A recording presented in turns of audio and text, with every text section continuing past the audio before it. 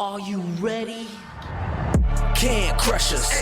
It don't really get no better than this the podcast that you're looking for. If you're really heavy into wrestling, hosted by the Mark. Energy that's so amazing. Gotta keep it entertaining. Rep the Can Crusher Nation. Yeah, you know what's going down in the ring. Lights out when you hit a ding ding. Knock 'em out like boom, bada bing. Hold it down, you can crown me the king. Gotta shout out to the Miz and Duke the Dumpster. We choke slamming everybody, power driving, hit 'em with a face buster. Yeah, this the show you need, and it ain't no need for waiting. Mark, hold it down for the Can Crusher Nation. All about wrestling and keep it entertaining. Can Crushers Wrestling Podcast. Time to break 'em, let's go. Yeah.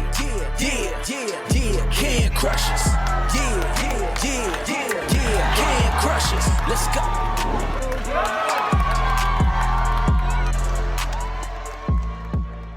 Welcome back to another Spotlight edition of Can Crushers Wrestling Podcast. I am your host, Mark the Mark Martinez, and I am ready to find out more about refereeing. Yes, I am. I want to know, actually, and I should have asked this with Robin the Ref about a month or so ago, do they have this big Facebook page that they all kind of talk about and critique their matches together? And do they all have the same cadence and count? Yeah, I don't know. You know how this is going to go. We're going to get some stories from referee Ryan Wolf, Ref Ryan. Based out of Indiana, I believe it's IPW, which is his, air quotes, home territory. But he does shuffle around, moves around. In the business less than a year. So, yeah, we got to get some stories about him. Is he also training to be a wrestler, too? Because we see that now. You know, get your feet wet, break some of the issues that you might have. Maybe you're scared to get in the ring, and you know how it goes. This is just the way it's going to be. But first, we have to tell you about Collar and Elbow. Hats, hoodies, tees, all that cool stuff that Al Snow and his gang has down there at Collar and Elbow. When you check out, use the promo code CANCRUSHERS. All one word, capital C in Can, capital C in Crushers. You'll save 10%. Don't forget to check out our website as well, cancrusher69.wixsite.com/cancrushers. Our merch is up there too. We have cooler, much cooler hoodies and shirt. No, Collar and Elbow's great, but we have our logos on t-shirts and hoodies and cups and leggings and all some cool stuff. More merch will be added to that all the time. And don't forget, when you're looking for us, you can find us on Instagram, Facebook, and Twitter. All of it's at CanCrusher69. Our email is cancrusher69@gmail.com. So if you're a talent and would love to be booked on the show, slide into any of those DMs or send us an email. We'll hook up and get you set up to come on and interview. We want to know more about your career, your start, even if you're retired, you know, your 50-year mark, a 50-year indie kind of wrestler. Come on, tell us some stories. Let's know. Let's get to go and find out what's going on. It's been one of those days. I'm just going.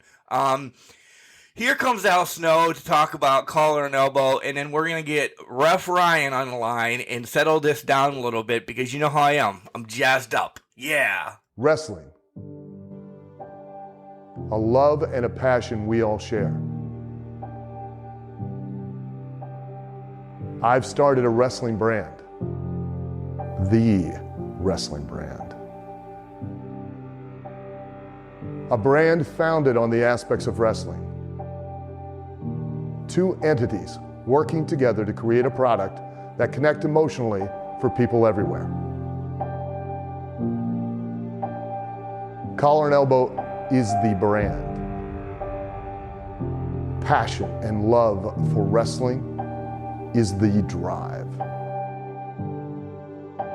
I am Al Snow, and this is Collar and Elbow, the wrestling brand.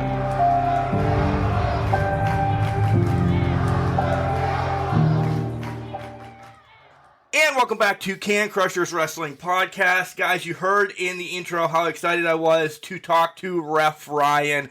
I got to know more about refereeing and find out if there's a huge community of Facebook where they all go and critique each other. But nonetheless, Welcome to Can Crushers, Ref Ryan. How are you? I'm great. I am very excited for this opportunity. Thank you very much for having me on. No problem, no problem. So, is there a huge community that I don't know about where you guys, all referees, critique themselves on Facebook? There's got to be, right? If there is, I don't even know about it. I'm very, very new into the referee position and everything like that. But if there is a Facebook page where referees critique other referees, I would like to know about it too, because I could use some critiquing as well. Well, when we see you at an event, we will not only critique you, we will make fun of you, we will heckle you, and we'll do everything we can. So be prepared for that when we head out to Indiana to make fun of you. I mean, to see you. That would be awesome. That would be awesome. You really don't understand how bad we pick on referees, but you will at the end of this interview. That's okay. Okay. So, all right, let's do the massive rewind that we like to do right off the bat. Who introduced you to this amazing sport of professional wrestling? Mom, Uncle Joe, Grandma? Well, at the very first start, I was probably 5, maybe 6 years old, maybe in that range, and we were flipping through our basic cable stations, and I didn't find anything good on. And then I saw this big, bald-headed, weird-eyed guy in a big square by the name of Kane. And at this point, he was having a feud with Rey Mysterio, and I was like, this is something that I could get into. So the next week I watched, and the next week I watched, and it became a love for me at that young of age. So Kane was your go-to right off the bat then, because he looked like a freak. So that tells me a lot about you right off the bat. No, I'm kidding. Kane, larger than life, agreed, one of my favorites as well. You had to trickle to Rey Mysterio, though, at that time, too, right? You had to love what he was doing. Oh, yeah. Yeah, absolutely. From there, when I found out who Kane was and I found out who Rey Mysterio was, I decided that this is something that's going to make me unique. This is something that's going to help me stand out in the world that I, live in. So I want to make myself as smart into this business as I possibly can. So I went on YouTube as a 5, 6, 7-year-old kid and looked up who Kane has fought throughout the years, who Rey Mysterio has fought throughout the years. And I took that opponent that I really, really liked of Kane or Rey Mysterio, and I went back and saw their matches.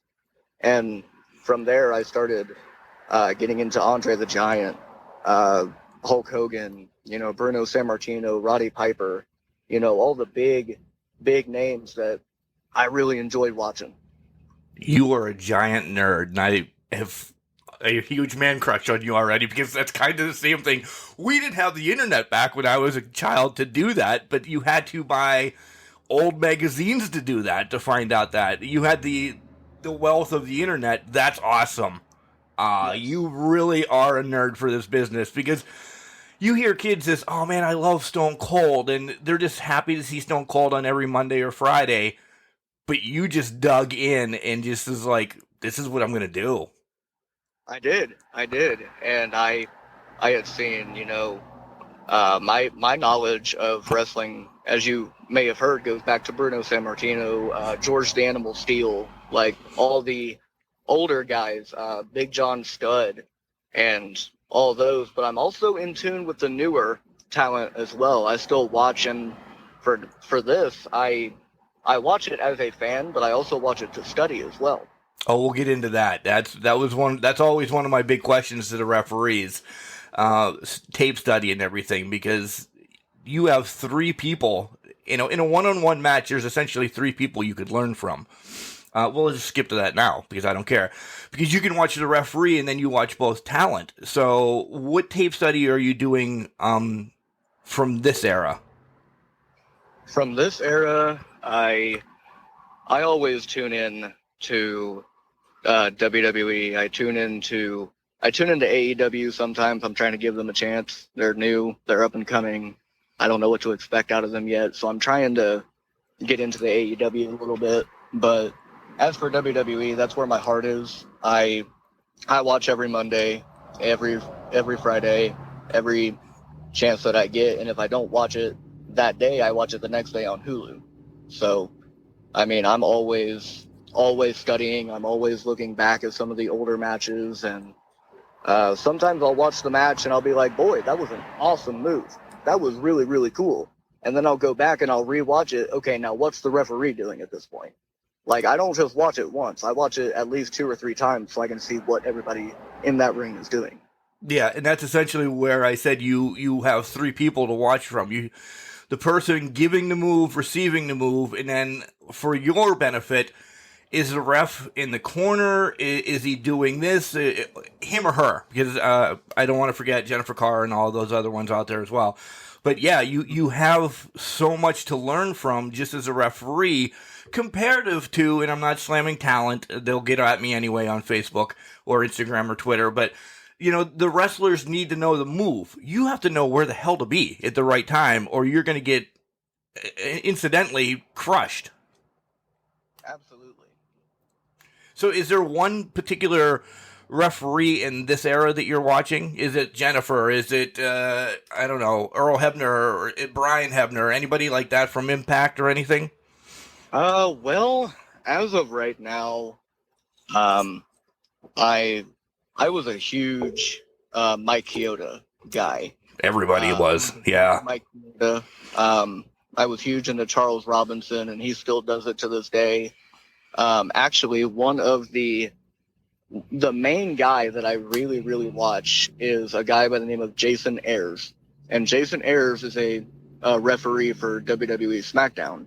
Little does anybody know, he started in the promotion that I'm working for right now. No way.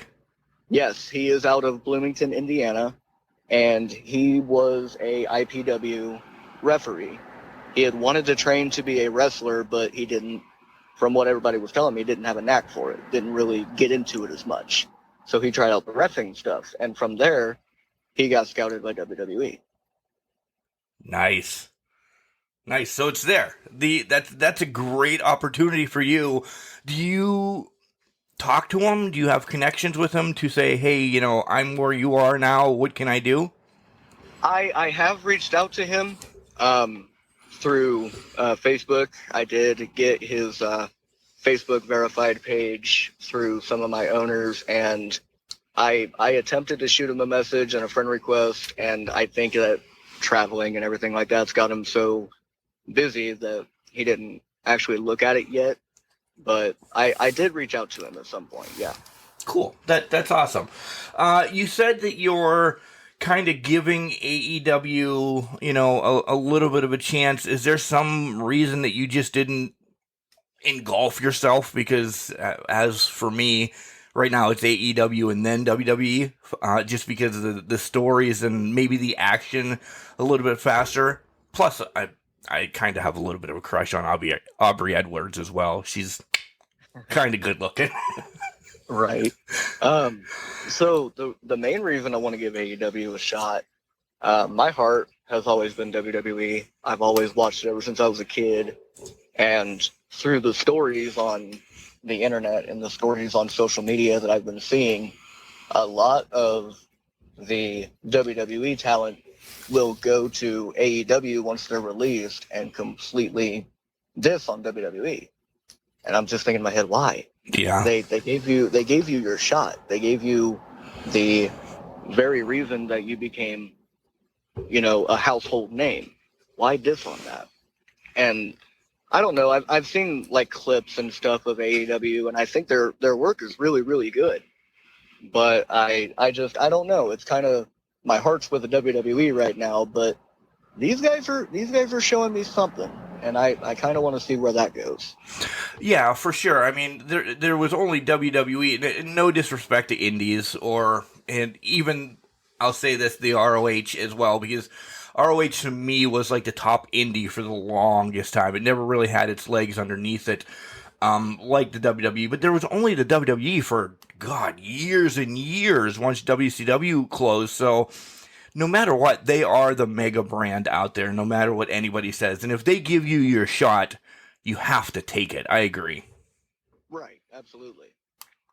So to go back again, you said you were favorite of Kane was one of your favorites. Who else did you linger to? Did you instantly attract to refereeing? Is this something that's engulfed into you as you become a fan? Because I never did. I was always engulfed with JR or Bobby the Brain Heenan or Gorilla Monsoon because I like the microphone.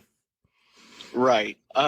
For me, I had originally wanted to be a wrestler, but there was an accident that I was involved in about what is this 2022? Yeah. Almost 7 years ago, where I had fallen off of a height of 16 feet and landed on my head.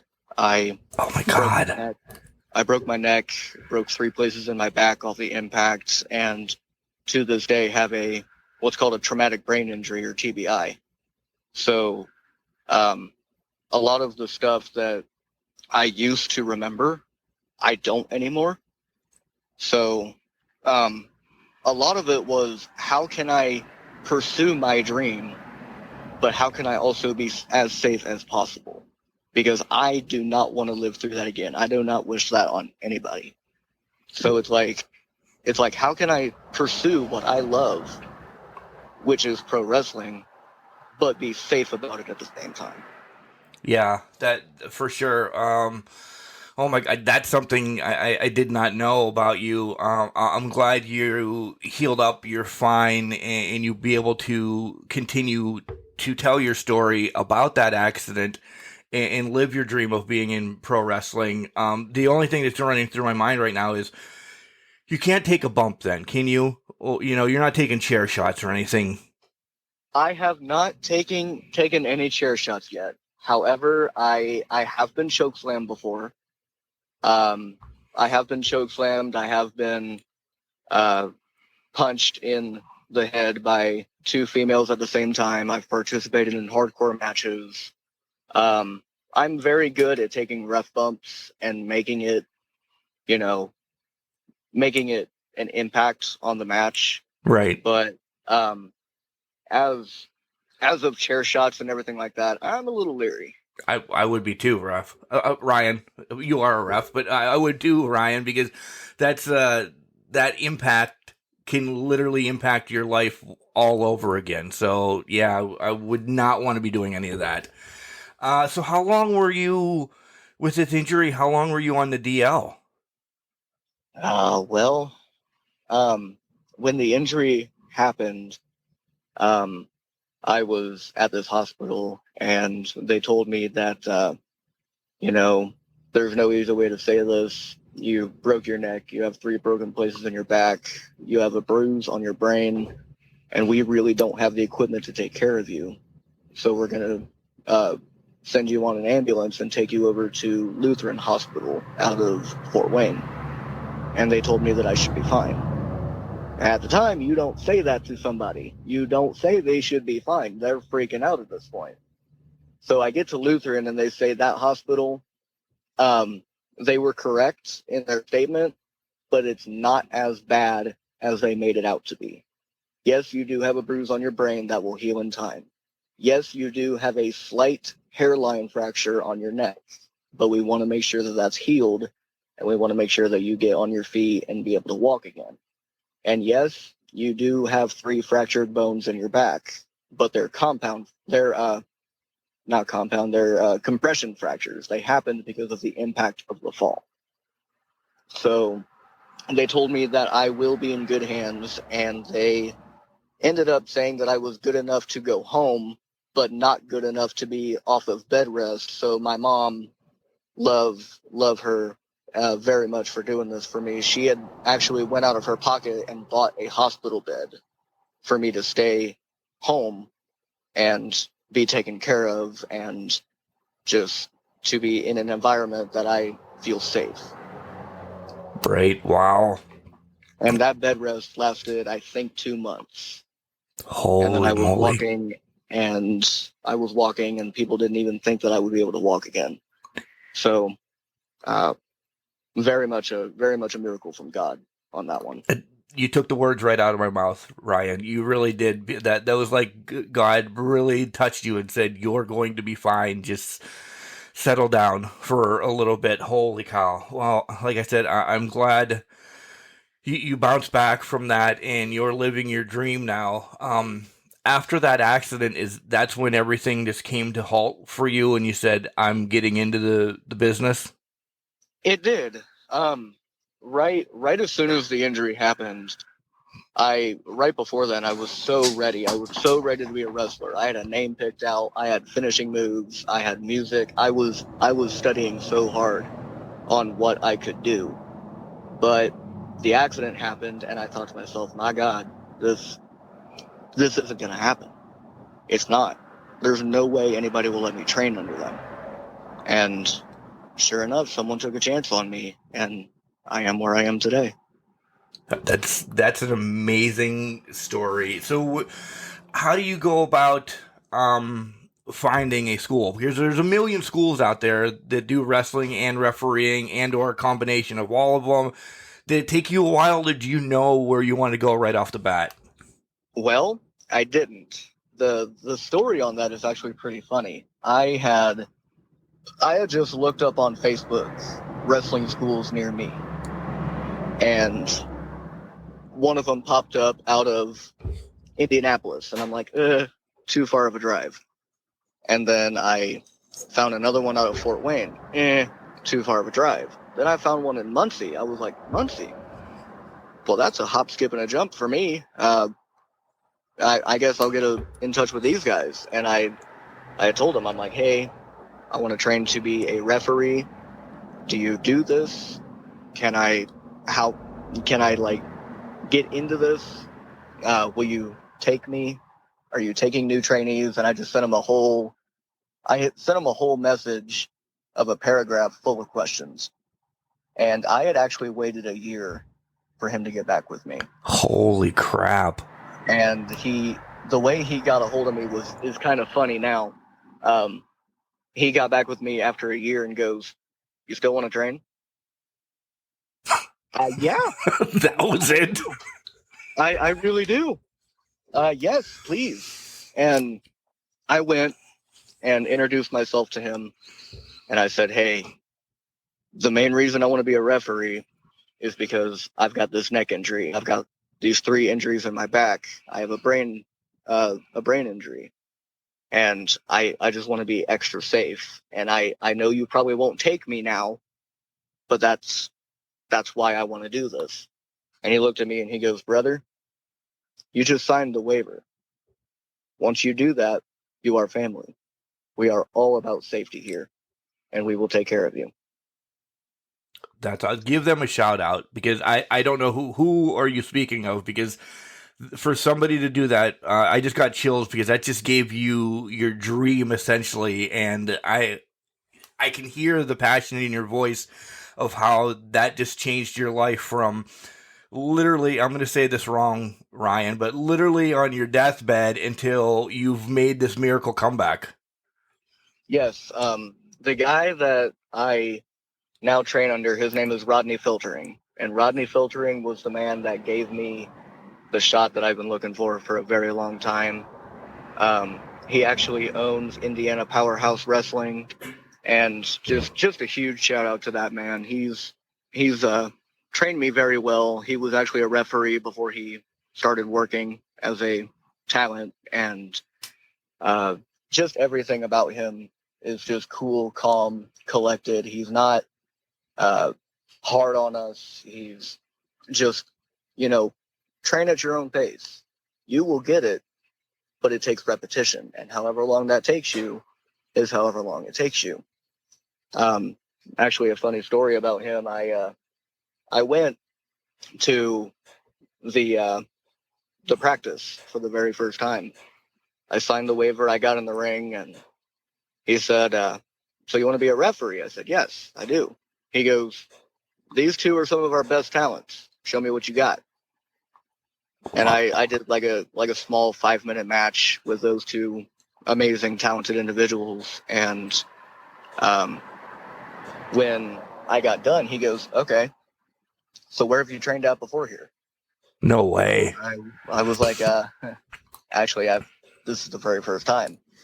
And he started laughing. He's like, no, you can't pull that wool over my eyes. I know you've trained somewhere. I was like, no, actually, I haven't. And he just kind of looked at me. And my wife, she's actually my driver because with my brain injury, I can't drive. So she's actually the one that took me. And everybody, the promoters and the owners all looked at my wife and she goes, kid you not. He's never been in a wrestling ring. This is his very first time. But he studies wrestling like it's religion. So he's good. Wow. That had to give you chills. That was the moment that I knew that this is what I wanted to do because I actually had a natural thing for it. Wow. This is first and foremost, before we get to the end of the podcast, thank you for reaching out because this has been awesome right off the bat to know this about you and to hear this passion. It goes back, I bet you, to when you were just learning about wrestling. That I didn't watch referees as a child. I watched, Stone Cold or The Rock or the people that I loved, or like you even said, Big John Studd. I watched the talent. I really think in my heart of hearts that you have been doing this work since you were a kid, just to know the ins and outs of this business. How did you become so good at refereeing? Literally, if I could give advice to anybody that really wants to do this, honestly, just pay as close attention as you can. Because, I mean, like I said in the very beginning, I wanted to be a wrestler. I had everything planned out, but then my accident. And so I was like, okay, the referees don't get beaten or battered or anything too often. So let me watch them and see what they do. And I realized that it's not simple. No. It's really not simple to be a referee at all. You have to have ring placement. You have to have, you have to basically be out of their way, but be on time for anything that happens. But, I just kind of watched them and was like, that's actually pretty cool. I mean, they don't get recognized as much as the talent, but they're still there. They are still there. And I'll say this, that I've heard from Al Snow say this. The best referees are not seen, but they make a huge impact in the match. Mm-hmm. Because if you're in the middle of a spot and you kind of get all congested into it, us marks are going to be like, what the hell is referee so-and-so doing? They're in the middle of it, and great, we saw them, and they almost got hit by whatever. Again, Aubrey Edwards, she's out of the way. Mike Chioda, they're out of the way. But when the big moment comes, boom, they come diving through the air to make that 1, 2, 3. They're the lead of that match, essentially, because you're keeping time. You have to make sure. We all know the fourth wall is down, so we pull it down once in a while here on Can Crushers as well. You have to check on the wrestlers after a big move. Hey, are you okay, wrestler X? Move away, wrestler Y. Give him an extra second to get up, him or her. So you guys are completely in charge. Those wrestlers give their bodies to us as fans, but you are the ones taking care of them. Absolutely. There's been times where people have done crazy dives in a match. I've actually seen somebody try to do a Arabic press to the outside and just scorpion positioned their body on the concrete floor. So I definitely had to check on them. But it's not easy. It's really not. But if you have a love for it and you have a passion for it, you will go to any lengths to achieve your dream. So how long after, training, even though you had that essential pseudo match during your first training, how long after before you're on the card as, an official? So that's actually a funny story. I've heard a lot of people say that training takes about 16 months and then you're on the card.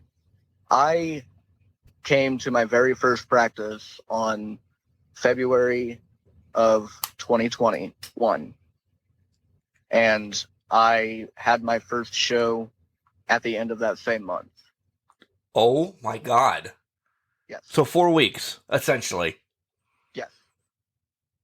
Wow. And they said at practice, when they told me I was going to be on the card, I was like, "Are you sure I'm ready?" And Rodney just looked at me, Rodney Filtering, he looked at me, he goes, "Brother, you don't know your potential yet, but you'll soon see it." And there was a show that I did at the end of last year where a referee did a no-call, no-show, and he was my only backup. So I was like, "Well, guys, look at this." And the owners didn't know. So it was like 30 minutes before the show started. And he's like, what are we going to do? Rodney looked at me. He goes, "This is the moment where you're going to see your full potential. You Iron Manned it, didn't you? I want you to do the whole show." It was about 8-9 matches long. And he said that every time I went back to the back and then came back out, I looked refreshed. I looked on it. And I didn't look exhausted at all.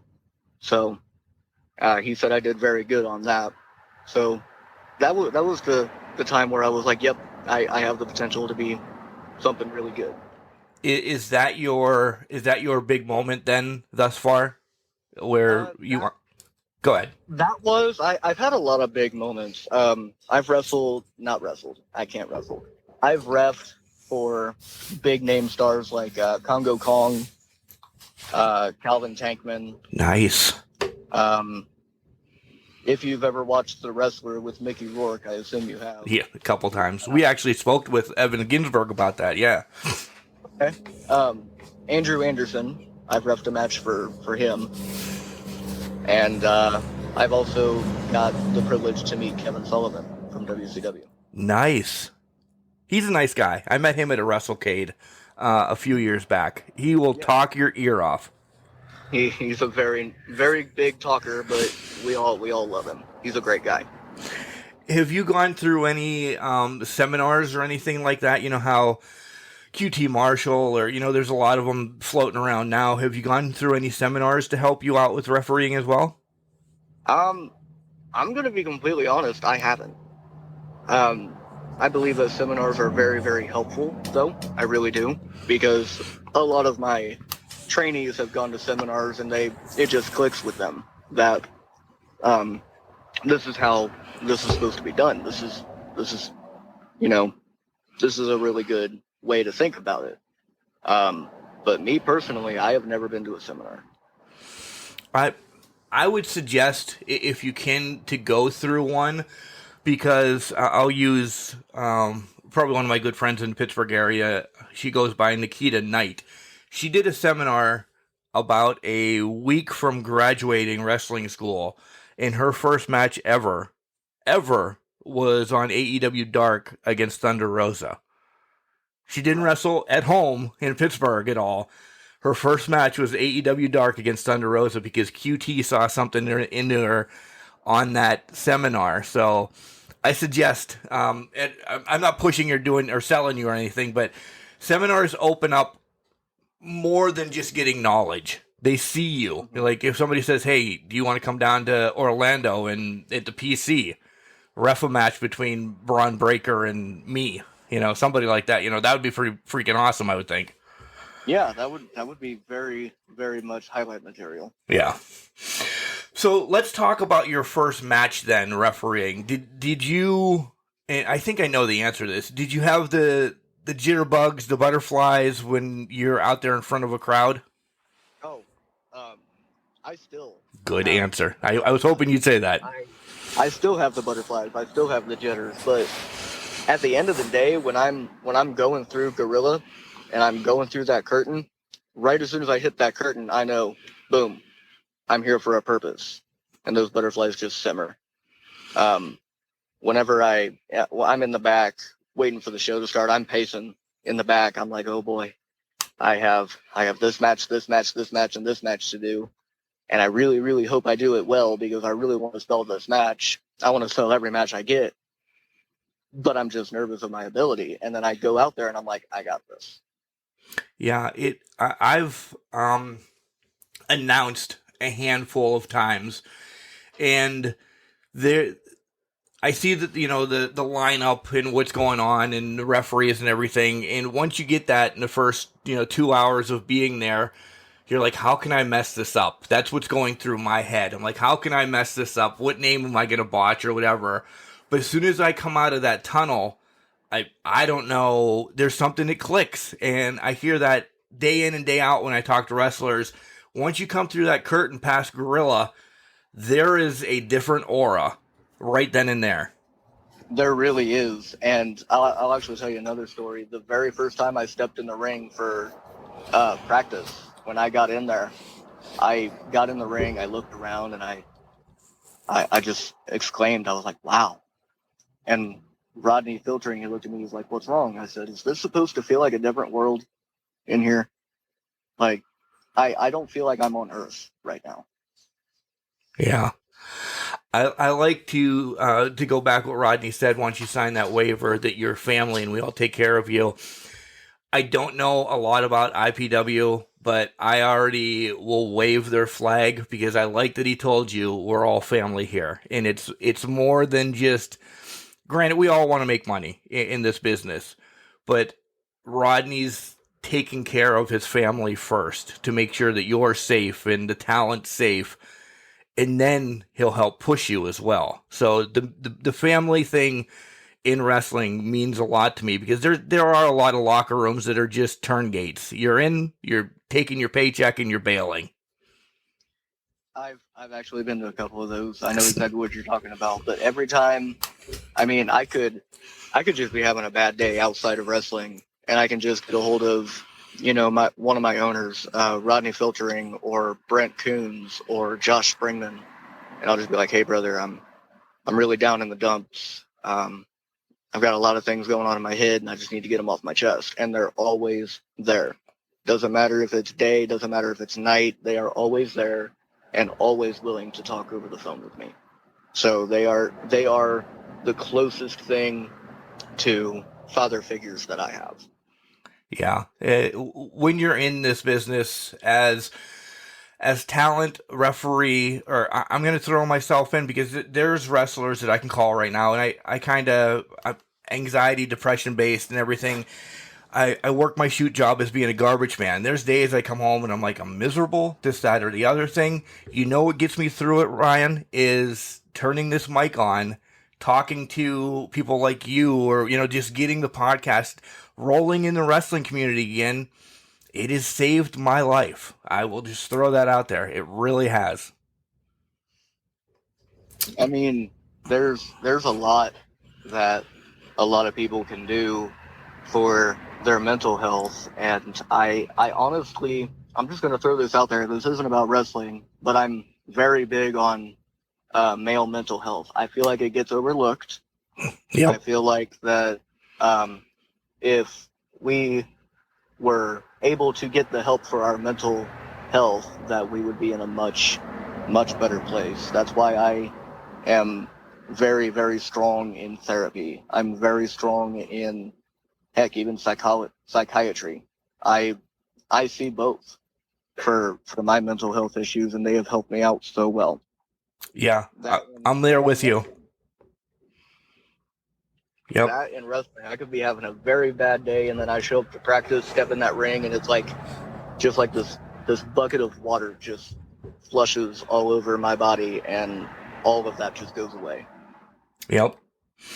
Let's find out some more about Ryan. Let's step away from the wrestling part a little bit, because this is actually the fun part where I get to throw some digs on you once I find a little bit more about you, or you could make fun of me. You have an off day. What are you doing? What's your favorite music? Are you a video game guy? Do you like going walking in the wilderness? And then I always have one really stupid question that has become a huge debate here on Can Crusher. So let's find out more about you first. Okay. Well, whenever I'm not wrestling, I also have 2 shoot jobs that I work. Not because I am in need of money, but because I like to stay busy. I work for a discount store over in Marion, Indiana, and I also work as a activity assistant for a nursing home for children. Oh, God bless your heart. You are an angel. Far from it. So, my job over at Camelot Care Center is basically they're disabled and abused. I have about 82 plus children there, and they all have my heart. I get paid to watch movies with them, take them for walks. Sometimes we take field trips and take them to the zoo or take them to the mall and just go out and look around and all that. Those kids have my heart. Whenever I'm not working, I'm usually walking with my dogs or just being outside. I love anything by the water. I'm a big water guy.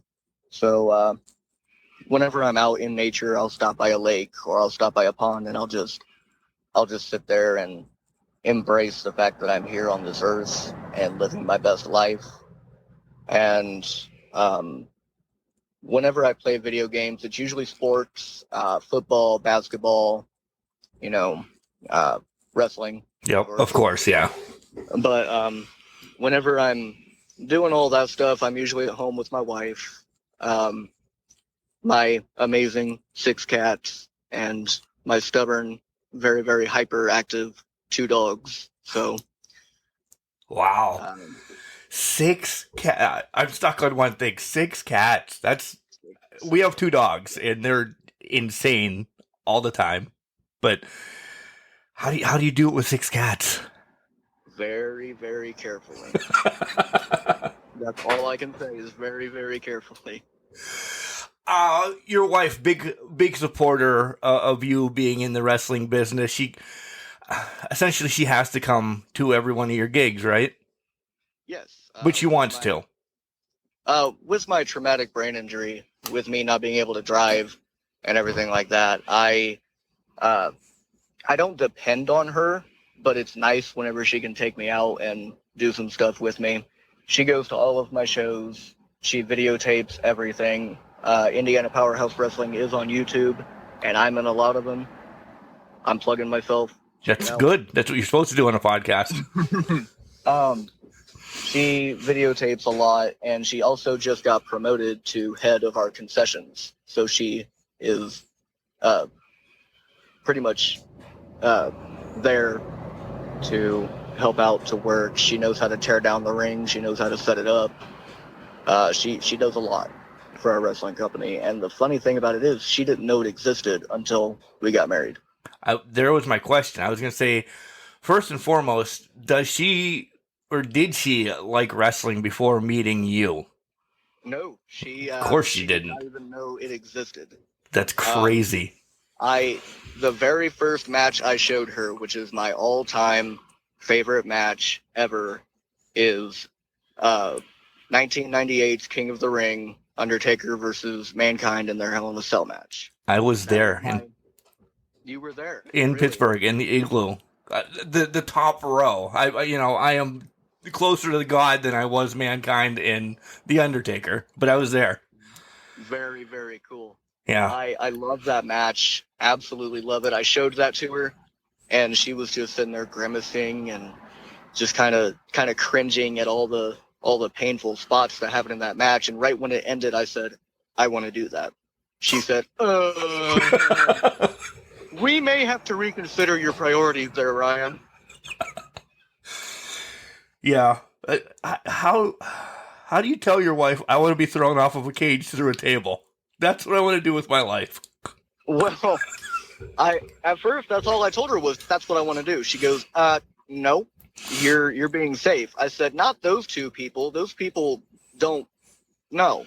I'm not being any of those people. I want to be the one that's still in the cage. Right. The one in the striped shirt. Yes. She's like, oh, okay. So full support from your wife. That's amazing. Very, very full support. Yeah. All right. This question has taken a new just a new role on Can Crushers, and I don't know why. If you listened to the last couple shows, what's your favorite cereal? My favorite cereal. Yeah. Okay. I would have to say Crave. Okay. Yep, I have a thing for Crave. Yep. How do you eat your cereal? This is where it gets blown out of the water, and I've just made it a question now because I'll tell you once you tell me how you eat your cereal.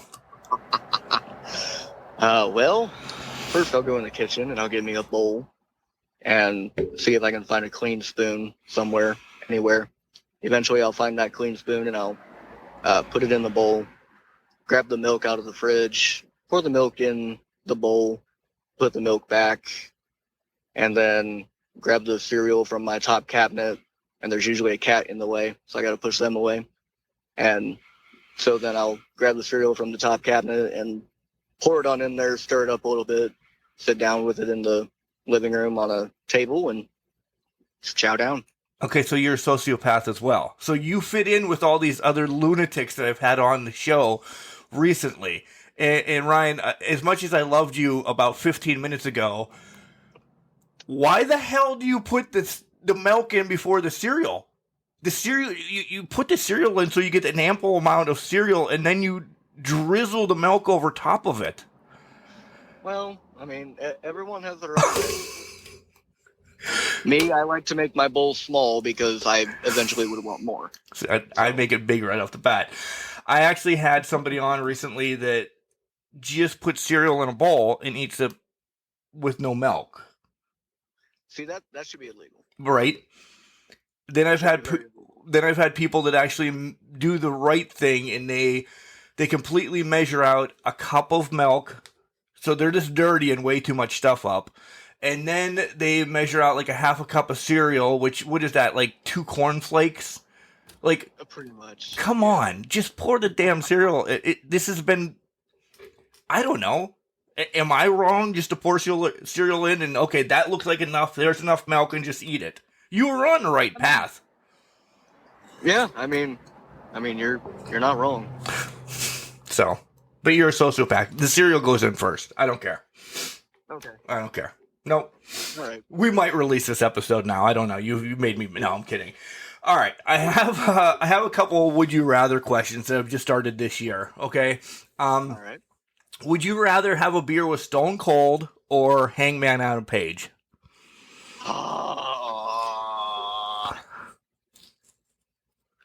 Considering that I, if made big time, would have more of a chance to ref for Hangman Page than Stone Cold, I would probably have the beer with Stone Cold.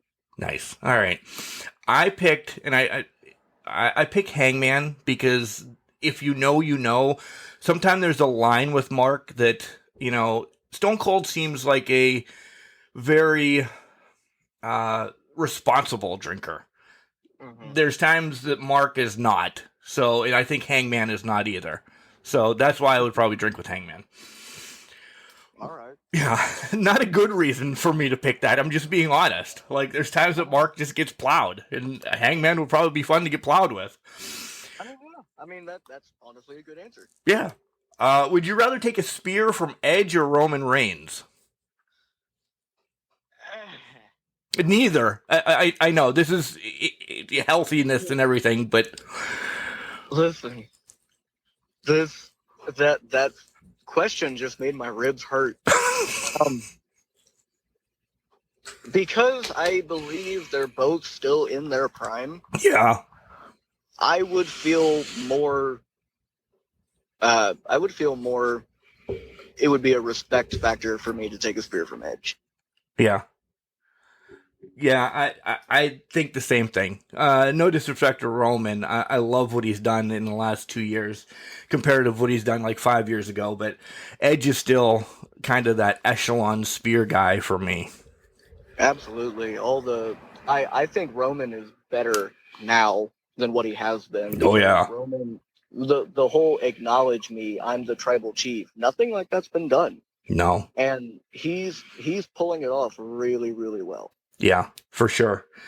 Last one, and it goes around reffing. If you could only ref the main event of 3 cards a year comparative to the first match of every card all year, which one would you take? That's a very good question. And when I say the main event, I mean like WrestleMania, SummerSlam, Royal Rumble, like the main event ones. I would have to go with the main event ones. So you only want to ref 3 times a year. I mean, out of that, I do love the reffing job and everything like that, but I would rather make moments than make money. Thank you. Thank you. You're in the, for me right now, you're in the business for the right reason. Mm-hmm. Yes. Yes. The moments will always be there, Ryan. The money, it can go away yesterday. Or, you know, you can't take it with you. Where I'll remember you, you know, getting thrown off of a freaking cage in Pittsburgh in 1998. People still talk about my choke slam. Yeah. I took a brutal choke slam from a 400-pound talent, and when I sold it as if I was dead, as if I was just knocked completely out. And I distinctly remember that some of the fans were like, Ryan, come on, get up. You can't be hurt that bad. Come on, get up. And I didn't move. And then they were starting to worry. So nice. It's moments like that where people will come to me and say, man, that choke slam, that was brutal. Yeah, you should have been on the receiving end of that. Of course it was. Yeah. One of my favorite questions to ask referees: how long is your 10 count in real time?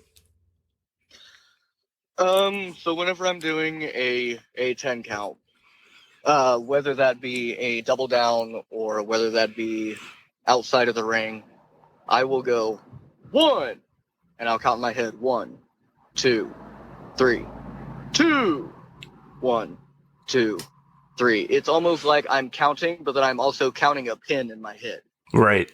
So it gives them plenty of time to do what they have to do out there, get back in the ring safely, and everything like that. So that's essentially how long my 10 count is. So essentially, if we're going to ballpark at 30 seconds. Yeah. Ish, yeah. Yeah. Give or take. Where do you see Ryan, the ref, or Ref Ryan, in 2 years? I'm going to be honest with you, and I'm probably going to be one of the first people to admit this.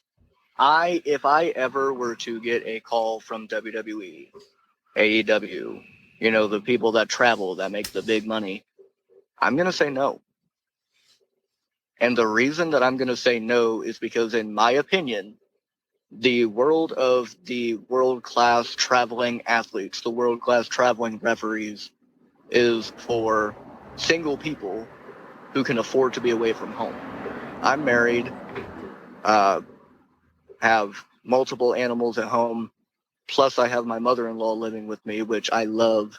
My mother-in-law, she is the best woman that I think could ever live with us. She helps us out a lot, and couldn't be more thankful for her. I'm married, I have a lot of animals, and I have my mother-in-law. I don't really want to travel without them. That's awesome. That is a feel-good moment right there.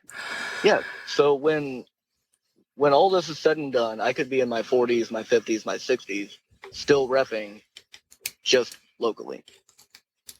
That's cool. What's your span that you want to get to? Is there ever a time that you want to, you know, I'd like to ref once in all 50 states? Or are you content, you know, Indiana, Michigan, Ohio, Kentucky, maybe, like those places? You know, it's funny you say that, because I myself am not really big on travel. We just, here recently, on December 26th of just last year, we went down to Gulf Shores, Alabama for a vacation. And I'm not really big on travel at all. I will travel for a show, but if you're driving me 14 hours, I'm taking a nap. So That sounds like my wife. yeah, my wife, on the other hand, is completely the opposite. Loves to travel, wants to see the world, wants to see every little thing that happens on their drive. And I think she's the reason that I'm being pushed to, get out there more. But as far as me personally, I'm kind of content with just traveling, the the surrounding areas: Michigan, Ohio, Illinois, Kentucky.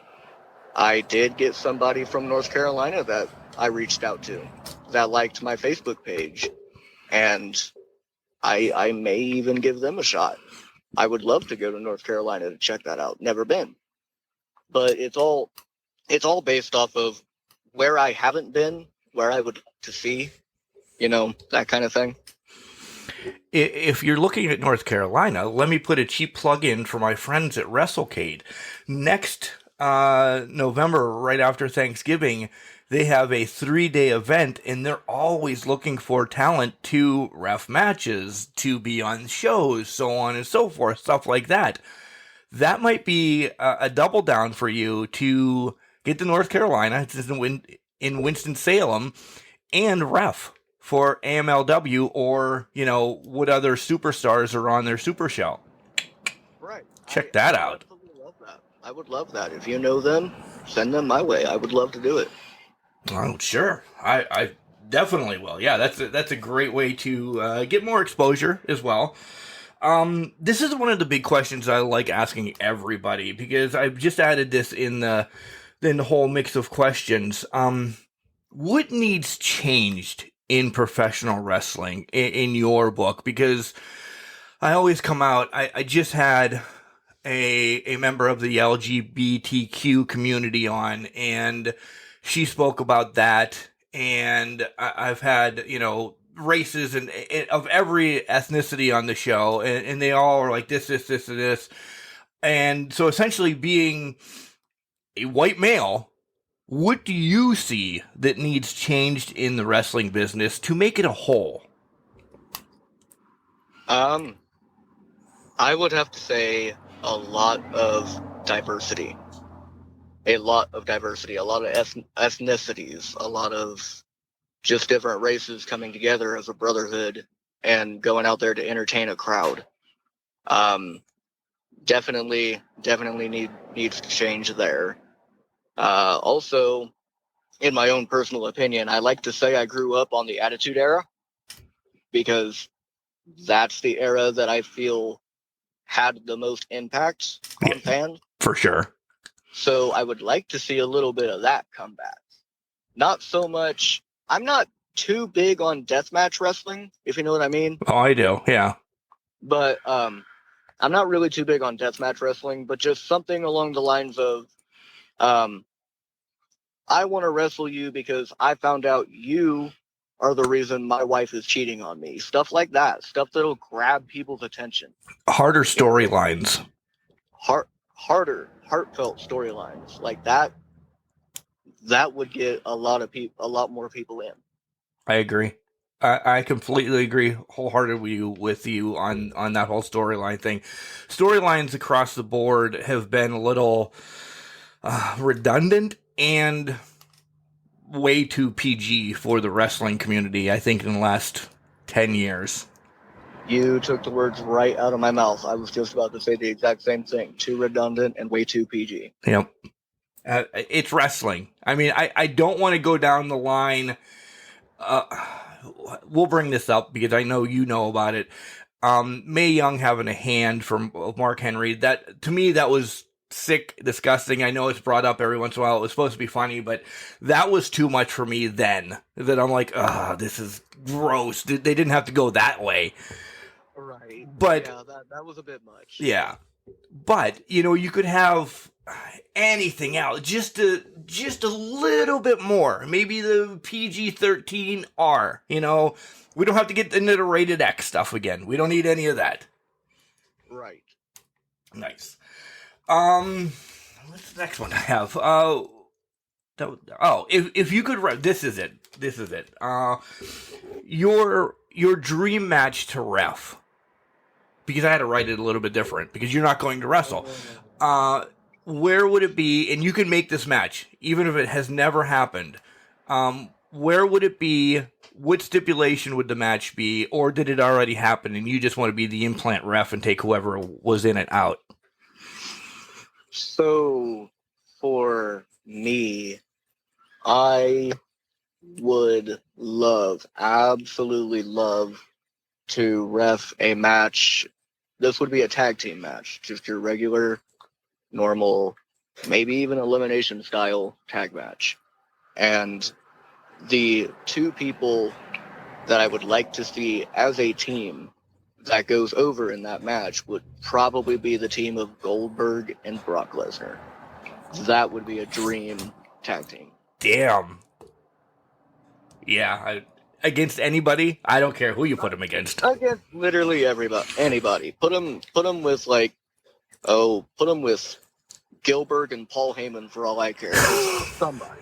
Shout out to Gilbert, by the way. Gilbert, yes. I would make let's double team this, and I would make it a gauntlet match of some of the best teams out there. You know, throw FTR coming back, just people and they're just completely destroying everybody, standing in the ring waiting for the next people to come out. I would actually really like to see that. Now that you're thinking of a gauntlet style, make it tornado tag. Yeah. They're just standing there, destroying people, like the Bushwhackers walking into a Royal Rumble and then walking right back over the top rope. That's how they're cleaning ass in the match. Yes. I would love that. Make it like a Royal Rumble of tag team. Yes. I'm all in for that. Never thought about that before. Never thought about that booking of them two together, but that would just be... I think the final match then between them would have to be Kane and Undertaker against Gilbert and Brock Lesnar. Fantasy booking. Yes, that would have to be it. Yes.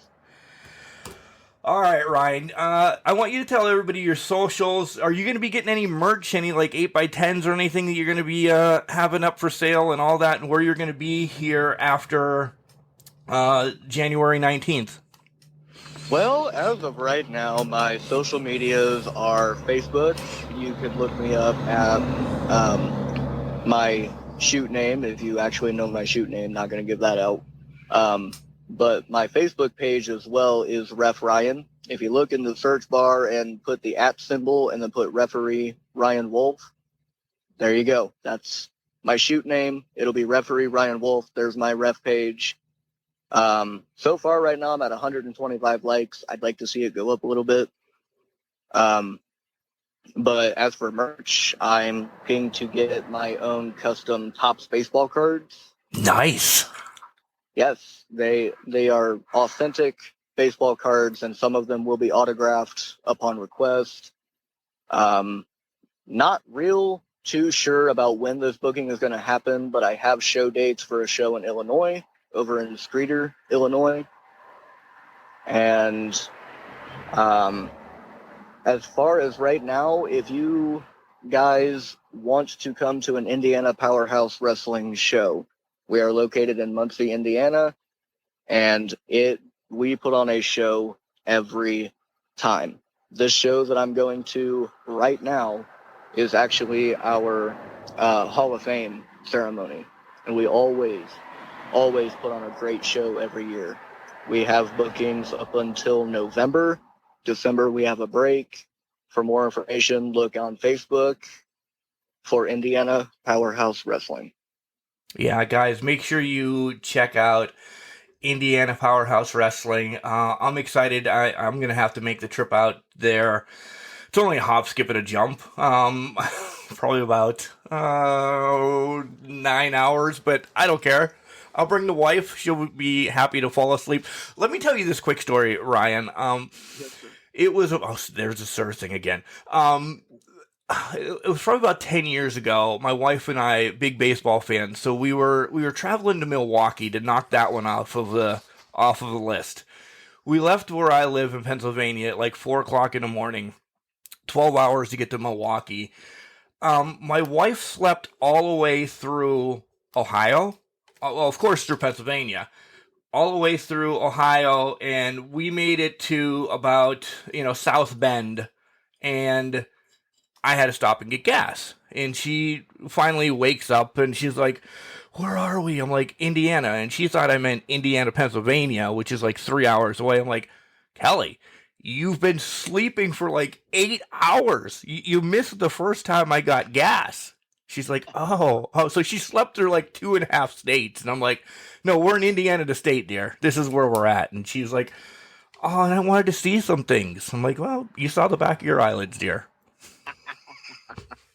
That is love. I just got yelled at from upstairs, by the way. She heard me.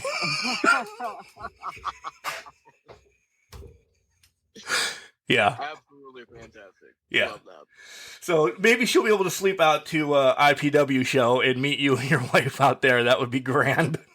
Heck yeah. I would love to meet the both of you. Yeah. Heck yeah. So, all right, buddy, I'll let you go. Well wishes. Thank you for coming on and telling us your amazing story in the battles that you essentially have to deal with day in and day out to live your dream. Absolutely. Thank you very much for the opportunity. This is, by the way, my very first podcast. So it was a very, very well put podcast. I will definitely be sharing you guys as well. Thank you guys for the amazing opportunity that you guys have given me. What an amazing person. Guys, you hear where his heart is at. His heart is wrapped around professional wrestling and the way to bounce back from that life-changing injury. Ryan lives day by day, essentially living his dream for the love of professional wrestling. We spoke a little bit afterwards and just connected even more. And man, he's somebody that needs to be back on the show. We need to talk wrestling with him. We need to promote when we're going to head out to IPW and just hang out with him and his wife and the talent on the card. Again, we need to get through winter because we're struggling with snow right now in my neck of the woods and winter. But guys, make sure you follow Ryan. Give him some love and support. See what he's going to do on his socials. Hopefully he gets those baseball cards out soon. Man, I haven't bought a baseball card in years. I want Ryan's to be the first one that I buy when he gets them going. A Topps baseball card about a referee. I'm excited. That needs to be hanging in the studio. Yeah. Oh, so much in this podcast has touched me. I'm going to go back in editing and listen again.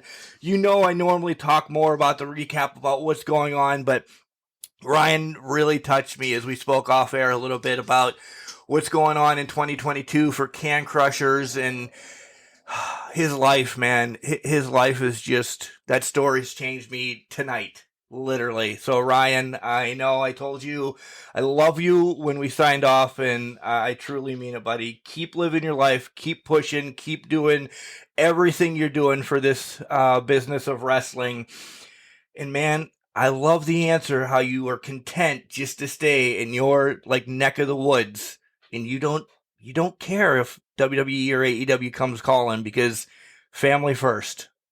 Man, you're huge. Huge. You have a huge heart, is what I meant.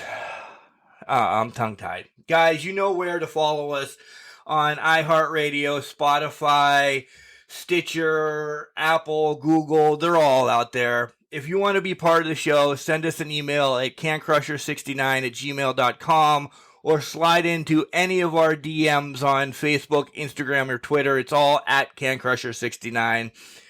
Guys, support indie wrestling. Support people like Ref Ryan.